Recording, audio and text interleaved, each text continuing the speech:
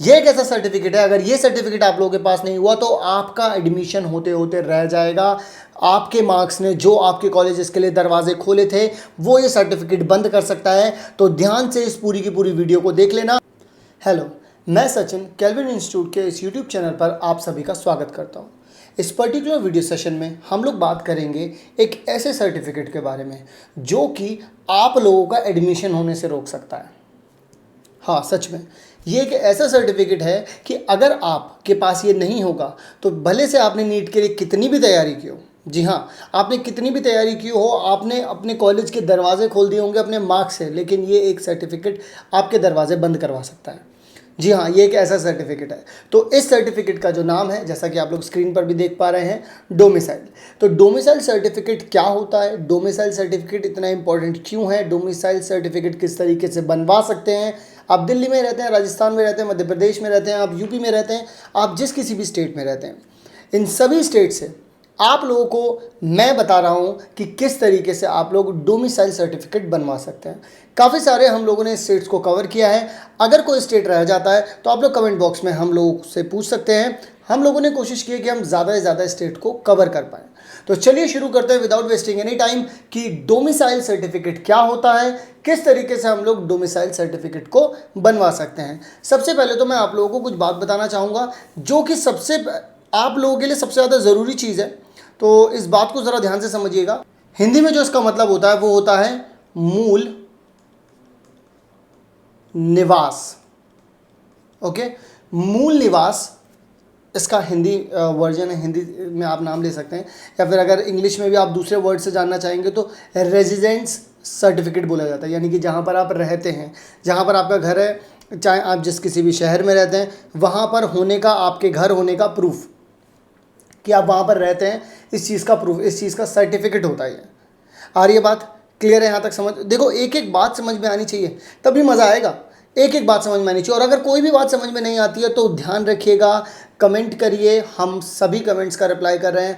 जो भी बच्चा कमेंट कर रहा है वो जानता है कि हम सभी कमेंट्स का रिप्लाई करते हैं। जैसे ही हमें टाइम मिलता है हम तुरंत सबसे पहला काम यही करते हैं कि आप लोगों को कमेंट करें, कमेंट का रिप्लाई करें। ओके, तो चलिए आगे की तरफ बढ़ते हैं। और डोमिसाइल सर्टिफिकेट को हम लोगों ने जान लिया है कि भाई ये एक्चुअल में इसका मतलब क्या होता है। अब बात करते हैं कि किस तरीके से हम लोग ये देखेंगे कि कौन कौन सी चीज़ें हैं, कौन कौन से स्टेट में किस किस प्रोसेस से ये बनता है और जनरल प्रोसेस क्या होता है इसको करने का। चलिए देखते हैं। डोमिसाइल सर्टिफिकेट की मैं एक खास बात और बता दूं आप लोगों को कि डोमिसाइल सर्टिफिकेट जब कभी भी आप लोगों का यूज़ किया जाता है ऑल इंडिया रैंकिंग के लिए, ये जब ऑल इंडिया सिलेक्शन हो रहे होते हैं तो वहाँ पर ये काम नहीं आता है। लेकिन जब आपके स्टेट वाइज काउंसलिंग होगी जो कि 85% होती है, हर कॉलेज में 85% स्टेट के लिए रहता है और 15% ऑल इंडिया के लिए रहता है। तो सबसे ज़्यादा परसेंटेज किसके लिए? स्टेट के लिए। तो ज़रूरी क्या हुआ आपके लिए, जिस किसी भी आप स्टेट में रहते हैं, आप लोगों के लिए ज़रूरी है आप वहाँ पर जाकर के अपनी जगह बना पाएँ। तो जगह बनाने के लिए क्या ज़रूरी है? Domicile certificate. तो डोमिसाइल सर्टिफिकेट क्यों ज़रूरी हुआ, बात आई समझ में? चलिए आगे बढ़ते हैं और बात करते हैं हर एक स्टेट के बारे में। तो चलिए सबसे पहले बात करते हैं हमारा जो डोमिसाइल सर्टिफिकेट है। ये सबसे पहली बात मैं आप लोगों को बता दूं, ये एक ऑनलाइन प्रोसेस होती है। अब ये आप ऑनलाइन बनवा सकते हैं, ज़रूरी नहीं है कि आप किसी दफ्तर जाएं या फिर किसी ऑफिस में जाएं, इस तरीके की कोई नीड नहीं है। मैं आप लोगों को लेकिन इसका प्रोसीजर समझाता हूं कि जब आप इसे ऑनलाइन फिल करते हैं तो क्या होता है। जब आप इसे ऑनलाइन फिल करते हैं तो फिर आप जिस किसी भी स्टेट में हैं, जिस किसी भी डिस्ट्रिक्ट में हैं, वहाँ के जो डीएम होते हैं यानी कि वहाँ के कलेक्टर, तो कलेक्टरेट ऑफिस में ये जो आपका पेपर होता है जब आप इसे ऑनलाइन फिल करते हैं तो इसे ऑनलाइन फिल करने के बाद ये कलेक्ट्रेट के पास जाता है और वहाँ पर जो कलेक्टर होते हैं यानी कि जिन्हें हम डीएम बोलते हैं यानी कि डिस्ट्रिक्ट मजिस्ट्रेट, वो जो है वो इस पेपर पर क्या करते हैं, अपना साइन या फिर अटैच करते हैं अपने सिग्नेचर से। तो यहाँ पर अपना सबसे पहली बात ऑनलाइन होता ही है, ठीक है, ध्यान में रखिएगा। ऑनलाइन फिल कर सकते हैं आप किसी भी ऑनलाइन जो साइबर कैफ़ेज़ होते हैं या फिर जो छोटी मोटी दुकानें होती हैं, आप वहाँ से जा कर के इसे फिल कर सकते हैं। इसके बाद मैं आप लोगों को बता दूं कि फिल करने के बाद ये जो प्रोसेस होती है, ये जिस प्रोसेस में जहाँ पर जाता है वो मैंने बता दिया आपको, डीएम जी के साइन होते हैं इस पर। क्लियर है ये बात यहाँ पर? ओके, अब बात कर लेते हैं हम लोग इसेंशियल सर्टिफिकेट्स के बारे में, इसेंशियल डॉक्यूमेंट्स के बारे में। मैं क्यों इतनी पॉइंट टू पॉइंट बात रख रहा हूँ, आप लोग मेरी बात को ज़रा ध्यान से सुनिएगा। मैं यहाँ पर कोशिश कर रहा हूँ पॉइंट टू पॉइंट बात रखने की, पॉइंट टू पॉइंट बात रखने की कोशिश कर रहा हूँ। और अगर मैं जो पॉइंट टू पॉइंट बात कह रहा हूँ वो क्यों ज़रूरी है, ध्यान से सुन लीजिएगा मेरी बात को, मैं क्यों ज़रूरी है। टाइम वेस्ट नहीं होना चाहिए, इंपॉर्टेंट है आप लोगों का टाइम, ठीक है ना। ओके, सो यहाँ पर सबसे पहली चीज़ आप लोगों को चाहिए होता है आपका बर्थ सर्टिफिकेट। ये मैं जो आप लोगों को बता रहा हूँ ये जनरल चीज़ें हैं जो कि आप लोगों को जनरली याद रखनी चाहिए, जो कि आप लोगों को जनरली पता होनी चाहिए। क्लियर है? ओके, तो आपका सबसे पहली चीज़ क्या हो गई, आपके पास आपका बर्थ सर्टिफिकेट हो गया। इसके बाद आपका राशन कार्ड, घर में राशन कार्ड होता है ना, जिसमें जब जिनके घरों में राशन आता होगा तो वो राशन कार्ड से ही वो राशन मिलता है। तो राशन कार्ड पे पूरी फैमिली के नाम लिखे होते हैं, मदर फादर, आपके भाई बहनों का सबका नाम होता है। तो राशन कार्ड, इसके बाद आधार कार्ड। आधार कार्ड से तो सभी वाकिफ़ हैं, हमारी फ़ोटो उसमें वर्ल्ड फेमस होती है। ठीक है, 10th की मार्कशीट जिसमें हम लोगों के फादर का नाम, हमारा एड्रेस, ये बहुत, और हमारा जो नाम होता है वो बहुत क्लियर मिल जाता है। मतलब एक तरीके से वो प्रूफ ही होता है, हमारा एड्रेस प्रूफ और हमारे नाम का प्रूफ मैक्सिमम जगहों पर वही लगाया जाता है।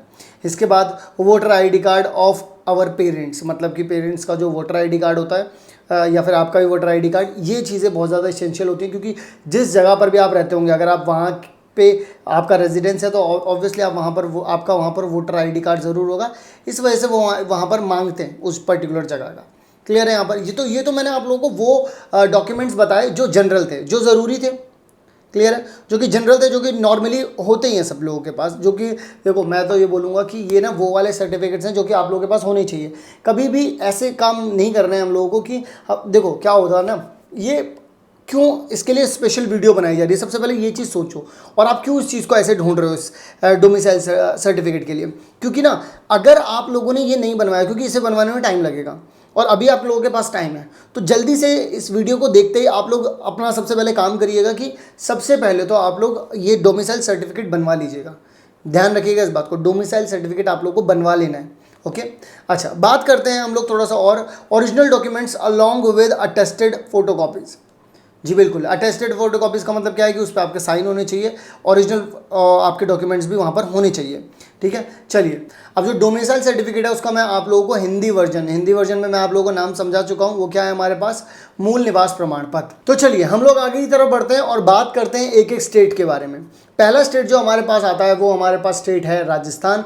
राजस्थान के बारे में समझते हैं। राजस्थान में सबसे पहली चीज़ क्या है, सबसे जो ज़रूरी चीज़ है, एक एक करके हम लोग सारी ज़रूरी बातों के बारे में देखेंगे बच्चों।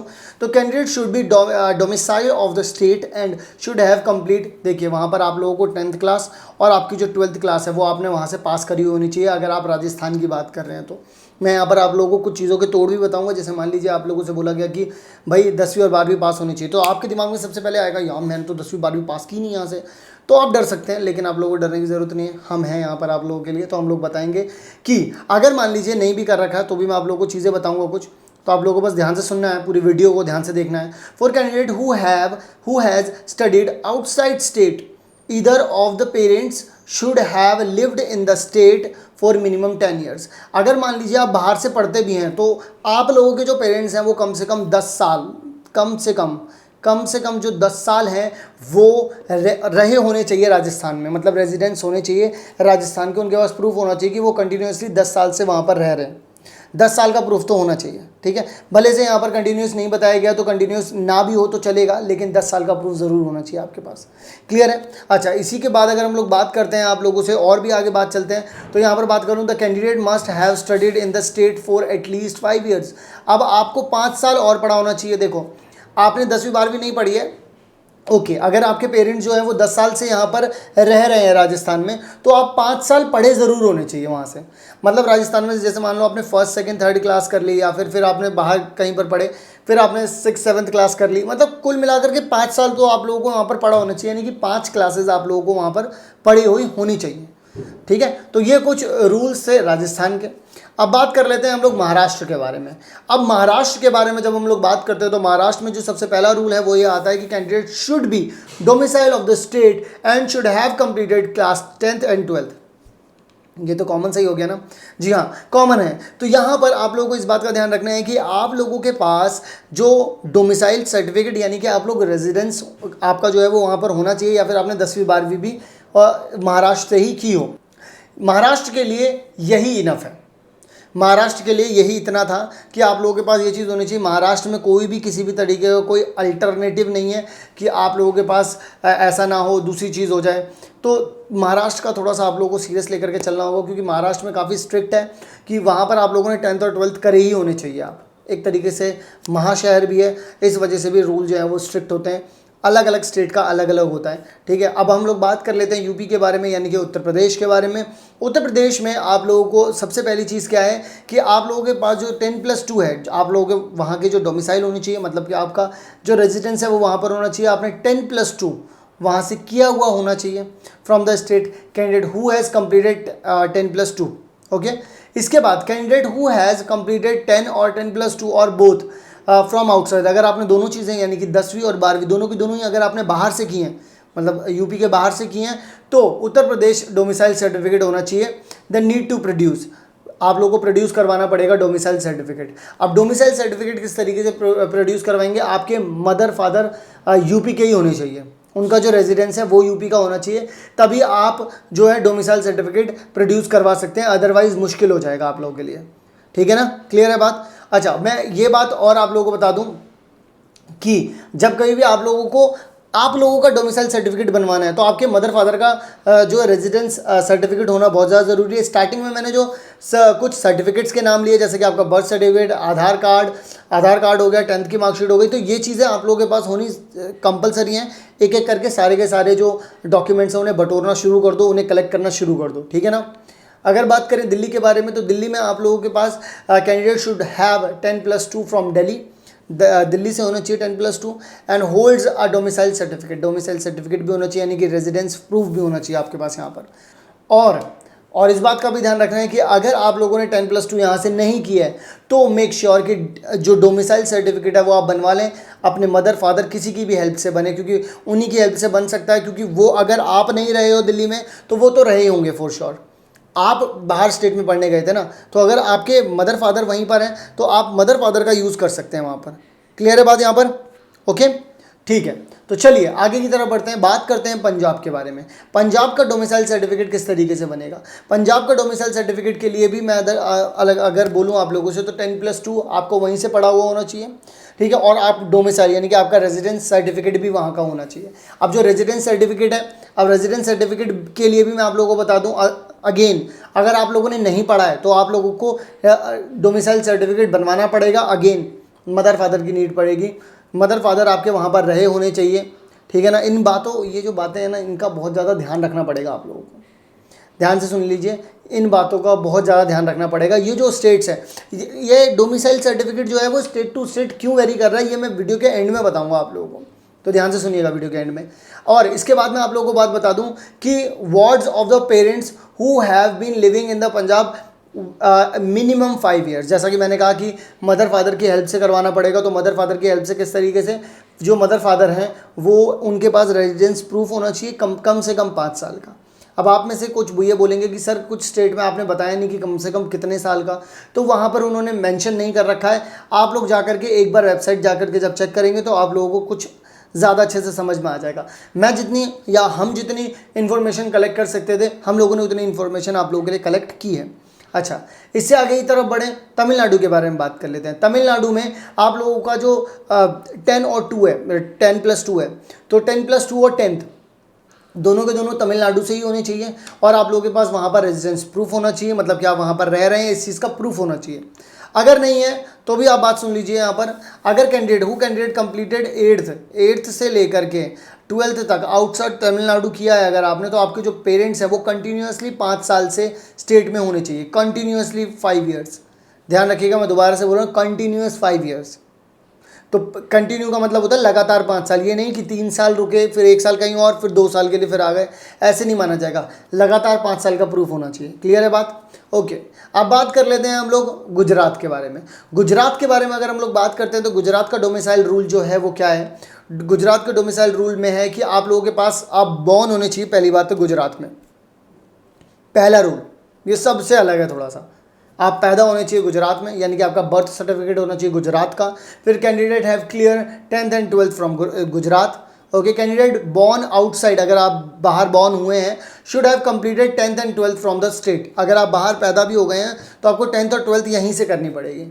क्लियर है, ठीक है, ओके। इसके बाद अगर बात करें कि should have been living in Gujarat 10 consecutive years, आप लोगों को जो भी गुजरात में एडमिशन चाहते हैं वो कम से कम 10 साल कम से कम 10 साल तो कॉन्टिन्यूस यहाँ पर एक बहुत कॉन्जिक्यूटिव जो है कौन सी लगातार ईयर्स, कॉन्टिन्यूस ईयर्स या कॉन्जिक्यूटिव ईयर्स होने चाहिए आपको। 10 साल आपको गुजरात में होने चाहिए, तभी आप लोग वहाँ के इस पर्टिकुलर चीज़ के लिए एलिजिबल हैं। अगर बात करें हम लोग आसाम के बारे में, तो आसाम के बारे में क्या है कि either of the parents should have lived for not less than 20 years in the state. ये बहुत ज़्यादा है बच्चों, इसको ध्यान से सुन लीजिएगा, ये बहुत ज़्यादा है, बट कुछ कर नहीं सकते। सो मैं आप लोगों को यहाँ पर बता दूँ कि अगर आपके पेरेंट्स 20 साल से रह रहे हैं आसाम में, तभी सबसे पहली बात तो ये है, ये सबसे ज़्यादा चीज़ ज़रूरी हो जाती है। मतलब सबसे पहले तो आपके पेरेंट्स का वहाँ होना ज़रूरी है 20 साल से। बहुत ज़्यादा है जी, मैं भी समझ रहा हूँ, बहुत ज़्यादा है। इसके बाद candidate should have done his 7 to 12th in Assam. 7th से लेकर के 12th तक उसे आसाम से करा हुआ होना चाहिए। इसी के साथ यहाँ पर हमारे पास जो आसाम का जो क्राइटेरिया था वो ख़त्म होता है। अब इस आसाम के क्राइटेरिया में आप लोगों को बात ध्यान से समझ लेनी है कि या तो 20 साल उनके पेरेंट्स हों वहाँ पर रहने वाले, या फिर उन्होंने 7th और जो 7 से लेकर के 12 तक वहाँ पर किया हो। तो इन दोनों चीज़ों का ध्यान रखना है, कोई सी एक चीज़ तो आपके पास होनी चाहिए 7 से लेकर के 12 तक का, यानी कि लगातार आपके पास 5 साल का प्रूफ होना चाहिए, 5 नहीं 6 साल का, 6 साल आप वहाँ से लगातार पढ़े हैं, ठीक है। और पेरेंट्स वाला जो रूल है उसको भी ध्यान रखिएगा आप लोग, क्लियर है। आगे की तरफ बढ़ जाता हूँ। आंध्र प्रदेश, कर्नाटका, तेलंगाना, इनका जो डोमिसाइल रूल है वो लगभग सेम है। तो यहाँ पर आप लोग देख सकते हैं candidate should have resided in the state for 7 consecutive years, 7 साल, 7 ईयर्स बच्चों, 7 years, okay. And completed 12 from state. लो जी, जो आपकी 12th क्लास होगी वो भी आपकी स्टेट से होनी चाहिए, और आपके कॉन्जिक्यूटिव 7 साल होने चाहिए, कॉन्जिक्यूटिव 7 साल से आप वहाँ पर रह रहे हो, क्लियर है बात।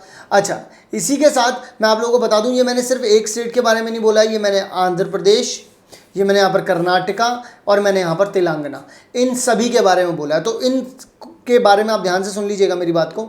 जो मैंने आप लोगों को बात बोली है कि आप लोगों ने 12th वहाँ से की होनी चाहिए, और आप लोगों के जो है 7 consecutive ईयर्स उसी स्टेट से होने चाहिए, चाहे आप आंध्र प्रदेश से हैं, आप कर्नाटका से हैं, आप तेलंगाना से हैं, क्लियर है बात।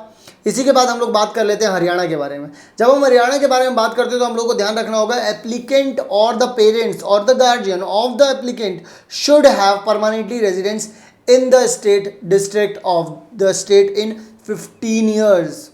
भाई परमानेंट रेजिडेंस होना चाहिए आप लोगों का वहाँ पर 15 साल का, ठीक है, परमानेंट वाला, ठीक है। अच्छा, तो इसमें ये थोड़ा सा टिपिकल होता है, लेकिन आप लोगों को करना होगा इस चीज़ को, क्योंकि देखिए हर स्टेट के, मैंने इसीलिए बोला हर स्टेट के हर रूल्स जो हैं वो अलग हैं। सारी चीज़ें मैं इसीलिए वीडियो की स्टार्टिंग में बता चुका हूँ, और मैं ये भी बता चुका हूँ कि स्टेट बाय स्टेट क्यों इतना ज़्यादा इंपॉर्टेंट है और क्यों इतने ज़्यादा स्ट्रिक्ट रूल्स हैं यहाँ पर, ठीक है। क्योंकि अगर आप लोगों ने ये नहीं किया, इसीलिए देखो जब रूल स्ट्रिक्ट हैं तभी तो आप ढूंढ रहे हो ये चीज़ें, है ना, समझ रहे हो ना, तभी तो आप ढूंढ रहे हो चीज़ें, क्लियर है। अच्छा, बात करते हैं हम लोग वेस्ट बंगाल के बारे में। अगर हम लोग वेस्ट बंगाल के बारे में बात करें तो यहाँ पर candidate residing in the state of West Bengal continuously 10 years, 10 साल और मोर, 10 या 10 से ज़्यादा भी हो सकता है, एज ऑन December 31st 2020, ठीक है, ठीक है। Candidate residing in the state of West Bengal continuously for 10 years, okay, as on December 31st, जो कि मैंने आप लोगों को ऊपर बता दिया है। Candidate not residing in the state, जो स्टेट में नहीं है West Bengal, but their parents are permanently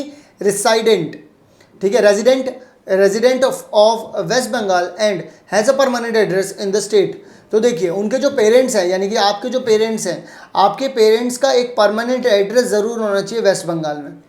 इस बात का आप लोगों को ज़रूर से ध्यान रखना है, ठीक है। तो ये चीज़ आप लोगों के लिए एक सेवियर की तरह काम करेगी कि आपके पेरेंट्स वहाँ पर रह रहे हैं 10 साल से ज़्यादा, 10 साल या 10 साल से ज़्यादा, ठीक है ना।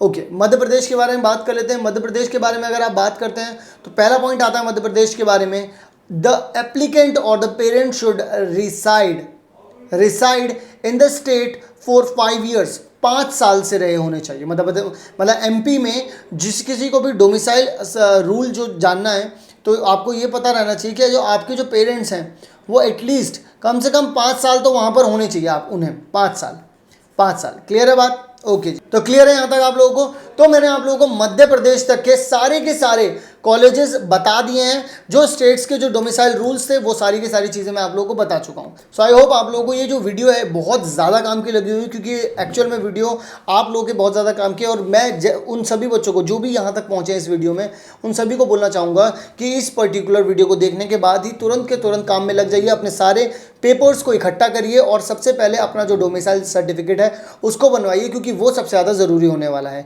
क्यों ज़रूरी होने वाला है, ये सारी बातें मैंने स्टार्टिंग में बता दी। अगर आपने स्टार्टिंग ढंग से नहीं सुनी है तो स्टार्टिंग में जाकर के देख सकते हैं।